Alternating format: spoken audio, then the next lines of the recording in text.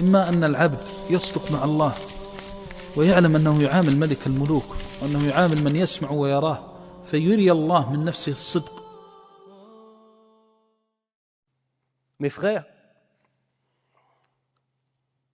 chacun d'entre nous a bien évidemment été conscient qu'il y a 2 semaines, un attentat islamophobe a été perpétré dans une des maisons d'Allah Azza wa Jal. Lorsqu'un homme qui en apparence était seul est rentré dans une maison, parmi les maisons d'Allah Azza wa Jal, la mosquée du Gard, a fait semblant de vouloir se convertir à l'islam, a fait semblant de vouloir apprendre à faire la prière. Et lorsque notre frère Abu Bakr, rahimahullah rahmatan wasi'a, lui a montré les mouvements de la prière, il a attendu que cet homme soit dans son apparence à un moment qui est le moment le plus faible, qui est celui où sa tête était baissée, son regard était tourné vers le sol et il était prosterné pour Allah Azza wa Jal. Mais Hadha al-Mujrim, ce terroriste, n'a pas su qu'en vérité Abu Bakr, rahimahullah, était dans le moment où il était le plus proche d'Allah et dans le plus grand moment de la izza et de la force. Kama qala an-Nabi sallallahu alayhi wa sallam, aqrabu ma yakunu al-'abdu min rabbih wa huwa sajid. Le moment, dans le sens, le moment où l'adorateur est le plus proche de son Seigneur, c'est lorsqu'il est prosterné pour lui. Il s'est acharné sur notre frère. Des dizaines et des dizaines de coups de couteau. Presque une 50aine. Certains nous disent même plus. Et je ne vais pas vous dire que cet homme a tué Abu Bakr, parce qu'il n'était pas uniquement seul. Au moment où il a fait cela, il y avait avec lui des shayatines parmi les djinns, je n'en doute pas une seule seconde. Mais il y avait derrière lui ceux qui ont motivé son acte, depuis maintenant environ une 15aine d'années, parmi les gens des médias, qui n'ont cessé de faire rentrer dans le cœur des Français une haine viscérale et profonde de l'islam jusqu'au point de nous déshumaniser. Il n'a pas tué Abu Bakr en étant seul. Il n'est qu'un résultat parmi tant de résultats à venir en France. L'histoire est cyclique. Vous aurez beau fermer les yeux, repartir jouer avec vos enfants dans votre jardin, prendre un dîner avec votre épouse et faire comme si ceci n'était qu'une virgule dans l'histoire de l'islam en France, la réalité est que nous avons passé un nouveau palier de violence. Le palier du meurtre. Dans une maison parmi les maisons d'Allah Azza wa Jal. Quelles ont été les réactions? Ya ummata Muhammad. Quelles ont été les réactions? Un commentaire sur Instagram? Un commentaire sur YouTube? Pour les plus pieux d'entre nous, Zama? Qu'avons-nous ressenti à ce moment-là et avons-nous compris que le nombre de personnes que nous sommes dans ce pays est entre 6 à 10 millions d'individus? Avons-nous réagi comme une communauté extrêmement importante au niveau financier? Parce que même s'il y a beaucoup de musulmans qui font semblant, on sait très bien que vous avez beaucoup d'argent pour beaucoup d'entre vous. Malgré le nombre et le chiffre impressionnant des musulmans, malgré le fait que nous soyons la communauté musulmane, la minorité musulmane la plus nombreuse en Europe, de très très loin, mais notre frère Abu Bakr, rahimahullah rahmatan wasi'a, est mort à un moment qui nous prouve qu'il devait avoir cet homme-là, wallahi, un secret avec Allah Azza wa Jal extraordinaire. Pour qu'Allah subhanahu wa ta'ala prenne son âme dans une maison d'Allah, un Jumu'ah, en étant venu à 8h30 du matin alors que tout le monde était en train de vaquer à ses occupations, il était en train de nettoyer la mosquée comme à son accoutumée, en train d'enseigner comment faire la prière à un homme, mourir assassiné shahidan. Allahumma arhamhu ya rabbal alamin. C'est même pas pour lui que je me fais du souci. C'est pour nous et pour nos enfants et pour le futur des musulmans dans ce pays. Mais nous n'avons fait que goûter à une partie infime de ce que nos frères et sœurs vivent en Palestine depuis plus de 70 ans, de ce que vivent nos frères et nos sœurs en Birmanie, Burma, les Rohingyas, depuis plusieurs dizaines d'années. Nous n'avons fait que goûter une petite partie, une petite parcelle de ce que nos frères du Centrafrique ont goûté lors des massacres. Est-ce que nous avons ressenti quelque chose? Est-ce que nous avons désiré ne serait-ce qu'ouvrir les yeux? Ou est-ce que l'appel de notre 40 heures par semaine, la prévision des vacances au bled durant l'été, l'achat des billets en prévoyance de cela, a été plus forte que le simple fait de tenter, ne serait-ce que de tenter, de se mobiliser par rapport à ce qui s'est passé. كما هو الحال لما نقول متى نصر الله الله عز وجل يقول لنا ألا إن نصر الله قريب. Et lorsqu'on s'interroge, quand viendra la victoire d'Allah Azza wa Jal? La réponse est dans le Coran al-Karim. La victoire d'Allah Azza wa Jal est présente. Allah Azza wa Jal ne nous a pas dit la victoire des musulmans, la victoire des Maghrébins, la victoire des gens d'Afrique subsaharienne, la victoire d'Allah Azza wa Jal. Il y a donc une condition à obtenir cette victoire. Être dans une adoration profonde avec notre Seigneur afin d'avoir la dignité nécessaire pour pouvoir lever les mains et demander à Allah Azza wa Jal de nous protéger. Car si nous ne sommes pas dignes de la protection de notre Seigneur, il adviendra ce qu'il adviendra, qu'Allah nous préserve tous, ya Rabbal Alamin.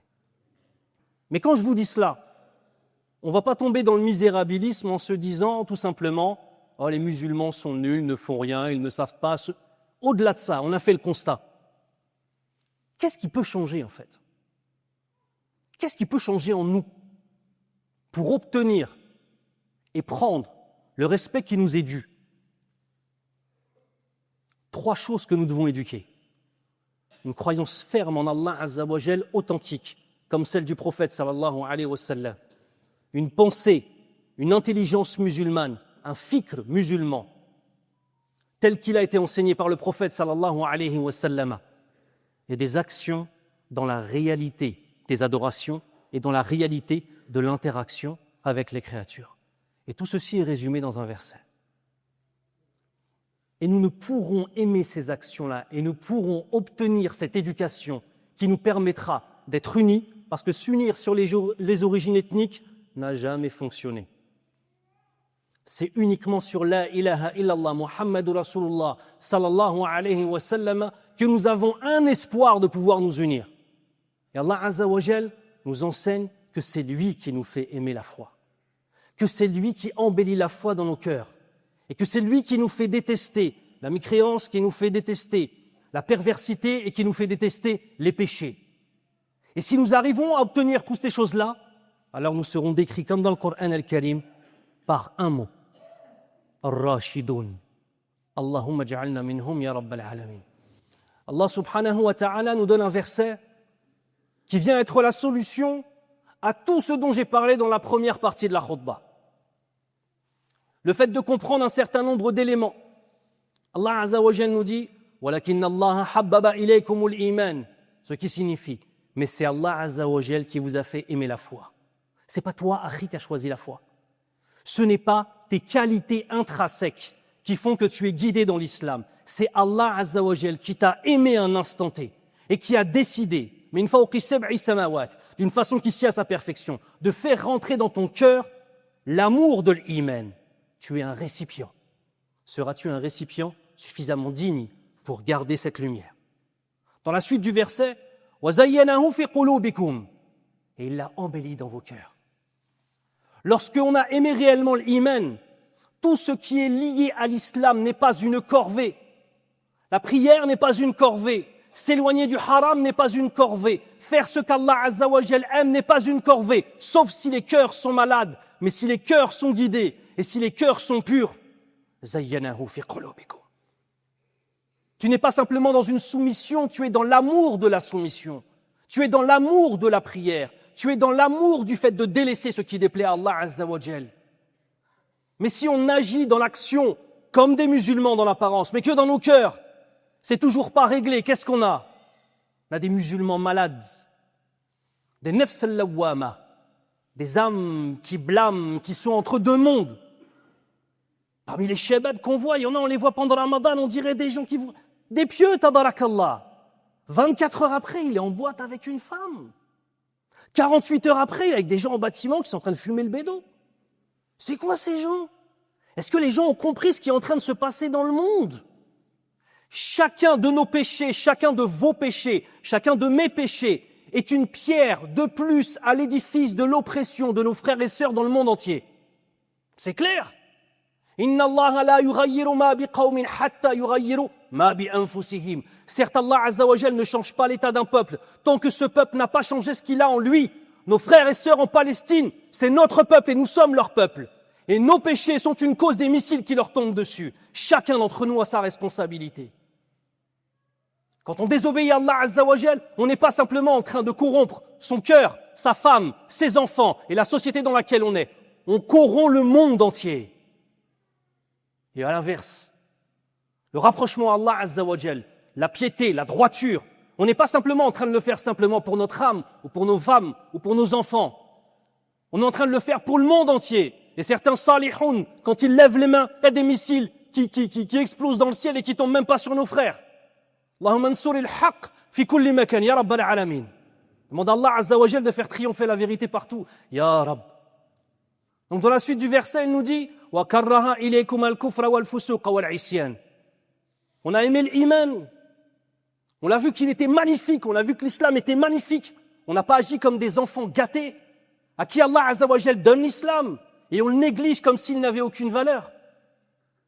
Mais Allah Azza wa Jal va finir par nous reprendre l'islam, comme c'est arrivé à certains peuples. Et donc Allah Azza wa Jal nous dit وَزَيَّنَهُ فِي قُلُوبِكُمْ وَكَرَّهَ إِلَيْكُمَ الْكُفْرَ وَالْفُسُوقَ وَالْعِصْيَانَ. Trois choses. Si on veut pouvoir obtenir cette victoire, si on veut pouvoir obtenir cette unité, trois choses sur lesquelles on doit travailler et qu'on doit détester pour Allah Azza wa Jal. وَكَرَّهَ إِلَيْكُمَ الْكُفْرَ. Tout ce qui est lié au dogme et qui est contraire au tawhid d'Allah subhanahu wa ta'ala, on doit dans nos cœurs le détester. J'ai pas dit détester les gens, par exemple, qui sont pas musulmans. C'est pas ça dont je parle. Je parle des croyances. Connaître ce qu'est le tawhid, pour l'adopter et l'aimer. Connaître ce qu'est le polythéisme et les innovations, pour les détester et les délaisser. Premier élément. Il y a ça, on peut passer à la suite. Wal fusuq. Al-fisq ou al-fusuq, c'est la perversité. Ici, on parle de la perversité dans le mindset, dans la façon de penser. Avec des musulmans qui s'appellent Abdullah, mais qui pensent comme des non-musulmans. Des jeunes, tu prends des jeunes qui viennent d'avoir leur bac, tu leur poses la question, tu leur dis « Ya akhi, ton métier va servir à quoi pour la ilaha illallah? Comment est-ce que tu vas servir la umma de Muhammad sallallahu alayhi wa sallam avec ce diplôme que tu viens de prendre ?» Allah, 95% ils disent « J'ai jamais pensé à ça ». C'est de la faute des pères. C'est de la faute des pères qui n'ont pas éduqué leurs fils à comprendre que chaque diplôme, que chaque centime, que chaque euro qui est pris doit être au service de la ilaha illallah. Encore une fois, la responsabilité est globale et j'en fais partie. Qu'Allah nous préserve. وَكَرَّهَ إِلَيْكُمَ الْكُفْرَ وَالْفُسُوقَ وَالْعِصْيَانَ. Ça y est, on a un tawhid, on réfléchit comme un musulman. Maintenant, on commence à essayer de ne pas faire du haram et faire du halal dans nos actions en tant que telles. On a compris, on a ressenti, et maintenant on est la umma de Muhammad sallallahu alayhi wa sallam. Maintenant, on est digne de s'appeler ummatu Muhammadin sallallahu alayhi wa sallam. Maintenant, on est digne de s'appeler les muslimoun, les soumis à Allah azza wa jal. Mais sinon, c'est du théâtre, mes frères. Du théâtre de mauvais genre. وَكَرَّهَ إِلَيْكُمَ الْكُفْرَ وَالْفُسُوقَ وَالْعِصْيَانَ. Si on arrive tous, أُولَٰئِكَ هُمُ الرَّاشِدُونَ. Voilà. Ça y est. On peut arriver à la finalité. Ar-Rashidun, un ism fa'il.